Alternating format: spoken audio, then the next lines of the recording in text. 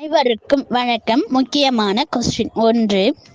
பொருளியலின் தந்தை என்று அழைக்கப்பட்டவர் யார்? விடை ஆடம் ஸ்மித். 2. நவீன பொருளியலின் தந்தை என்று அழைக்கப்பட்டவர் யார்? விடை ஜே.எம். கிம்ஸ். 3. இந்திய நாடு எந்த வகை பொருளாதாரத்தை பின்பற்றுகிறது? விடை கலப்பு பொருளாதாரம். 4. நாடுகளின் செல்வம் என்ற நூலின் ஆசிரியர் யார்? விடை ஆடம் ஸ்மித். 5. மனாத்தா என்பது எந்த மொழி சொல்? விடை லத்தீன். 6. மக்கள் தொகை கோட்பாடு முதலில் உருவாக்கியவர் யார்? விடை மால்தஸ். 7. ஐந்தாண்டு திட்டம் முதலில் கொண்டுவரப்பட்ட நாடு எது? விடை ரஷ்யா. 8. இந்திய பொருளாதாரம் டேஸ்.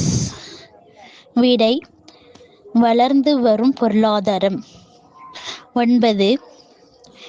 இந்திய நுழைவாயில் எது? விடை மும்பை. இது மாதிரி வீடியோஸ் வேணும்னா கமெண்ட் பாக்ஸில் தெரிவிங்க. லைக் பண்ணுங்கள், ஷேர் பண்ணுங்கள், மறக்காமல் சப்ஸ்கிரைப் பண்ணுங்கள். நன்றி.